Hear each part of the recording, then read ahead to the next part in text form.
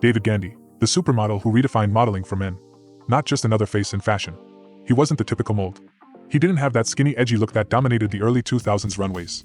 He was broad, classically masculine, almost too muscular for fashion at the time, and yet he became the guy who changed the standard. And what's wild, he never even planned it. How he got into modeling was a complete accident.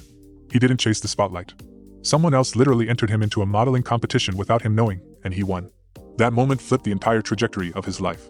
Before Gandy, the male modeling world leaned toward androgyny, thin frames, sharp cheekbones, almost feminine styling. Then this guy shows up, strong jaw, piercing blue eyes, actual muscle definition, and fashion just shifted. Suddenly, brands wanted that classic rugged James Bond energy. And Gandy gave them exactly that. He wasn't just a model, he was one of the original PSL gods, before that term even existed. Women noticed, men wanted to look like him, and brands they couldn't get enough. From Dolce Gabbana billboards to becoming a literal fashion icon in Britain, David didn't just become a top model, he became the face of an era. A reminder that real masculinity still had a place in high fashion. In this video, we take a look at how David Gandy accidentally entered the world of modeling, and ended up redefining it completely. From early struggles to global fame, this is the story of the man who made timeless cool again. David James Gandy was born on February 19, 1980, in Billericay, Essex, England. He grew up in a working-class family as the son of Brenda Janet and Chris Gandy, who ran a property and freight company. He has one older sister, Claire. David is of English background with some Scottish ancestry, and he was raised in the Christian faith. His early life was shaped by the strong work ethic and entrepreneurial spirit of his parents. Growing up, he dreamed of becoming a veterinary surgeon. He attended the Billericay School, and while he loved animals and worked weekends at dog sanctuaries, his academic performance didn't meet the grades required for veterinary school. He eventually pursued multimedia computing and marketing at the University of Gloucestershire. Socially, David didn't fit the stereotypical mold of a confident, popular teen. He went through a puppy fat stage and then suddenly shot up to 6 feet 2 inches, becoming tall and lanky overnight. He played sports but wasn't considered the cool guy. He often felt like a loner and struggled with anxiety during his school years. Sundays brought a sense of dread about returning to school. He spent much of his time in the library, immersed in James Ariel books, still holding on to his dream of becoming a vet. He was also mentally bullied at school, not for his looks, but for not conforming. That isolation taught him self-reliance, a trait that would prove invaluable in the modeling industry. During university, he juggled various jobs, delivering pizzas, helping his friend's dad renovate office buildings, and even delivering luxury cars like Porsches and Jaguars for Auto Express magazine to racetracks for testing. Then came a turning point. In 2001, while still at university, David's flatmate entered him without his knowledge into a modeling competition on ITV's This Morning hosted by Richard and Judy. Surprisingly, David won. The prize was a contract with Select Model Management in London. Though just a few modules shy of completing his degree, he left university to pursue modeling full-time. But as we often like to remind him in this parish, it all started right here on This Morning when young David Gandy, how young? He was 21. 21-year-old David Gandy bagged himself the win of a lifetime. Take a look. And finally, we have David, who was put forward again by his mum, Brenda.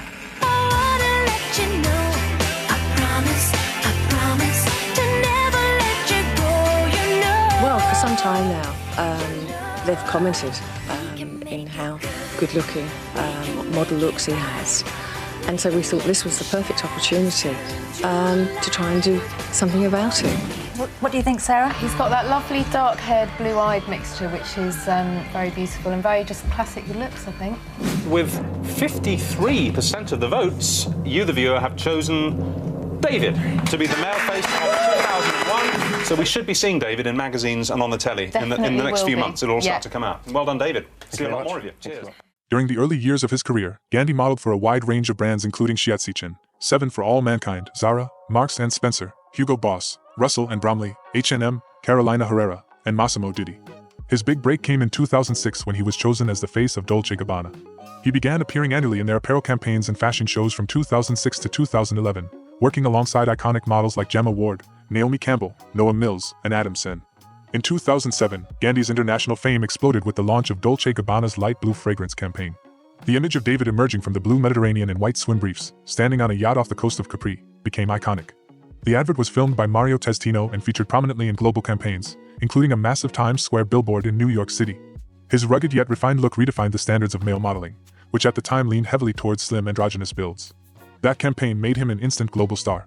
In 2013, Dolce Gabbana released the third version of the light blue campaign, once again shot in Capri by Mario Testino. This time, David was joined by Italian model Bianca Bolti. The campaign cemented his place as one of the most recognizable male models in the world. In an industry dominated by skinny models, Gandy's muscular frame challenged the prevailing beauty standards. Some menswear designers even began to adjust their cuts and silhouettes to fit his proportions. His success broadened the definition of male beauty and made room for more traditionally masculine physiques in high fashion. Over time, Gandy's popularity led to a diverse portfolio of magazine covers, editorial spreads, interviews, and accolades. He graced the pages of Vogue, VMAN, Fantastic Man, and British GQ Style. He also expanded his influence beyond modeling, writing a blog for British Vogue, contributing car reviews to British GQ, developing a mobile app, and participating in various charity efforts. Despite the global fame, David has remained remarkably grounded. He once reflected on his image, saying he never considered himself especially good-looking, pointing out that during school and university, he wasn't the guy who got the girls. He didn't have a girlfriend until age 21. In the mirror, he mostly saw a big nose, big ears, and a slightly chubby body. But as he grew older, he slowly grew into his features that would eventually redefine modern male modeling. David Gandy doesn't just turn heads, he stops time. He's the kind of man who walks into a room, and suddenly, every woman forgets what she was talking about. The piercing blue eyes, the chiseled jawline, the classic British charm. It's almost unfair. You don't have to be into fashion to feel the impact. Rugged, polished, masculine, the kind of look that makes you feel like you're watching a real-life James Bond with better skin. It's hard to find a woman who hasn't swooned over David Gandy at least once. Even those who say I'm not into models, just show them a slow-motion shot of Gandy stepping out of the ocean in Capri. Game over. He's not just attractive, he's the standard, the blueprint. The man who made millions of women suddenly care about men's fashion campaigns. Again, I want you to be really honest. Does looking the way you look get you lots of female attention and male attention? It does. It does get me attention. Wow. Oh my God, I can't believe it. He's David Gandy, I can't believe it. Oh my God. You wanna marry me? I can't at the moment. You give me a kiss, so... Does that mean I have to marry you now? Yes. Okay. I haven't even met your family. Really? Wow. I have to ask your father and everything. It's a big process. Okay, in Spain. In Spain. In Spain, you're my boyfriend right now. Can I just get you to do one thing? Go Want on, you what to is we doing? be really sexy. Oh, no, that's impossible That's just for a like, start. you don't even have to try. Okay. Okay, and look into the camera and saying, I'm on the sofa with cat face. Okay. Are you ready for this one? Yeah. Okay. If you want to put a kiss at the end, it's fine. Okay, I'm up well, for we'll that. do. Okay. I'm on the sofa with cat face.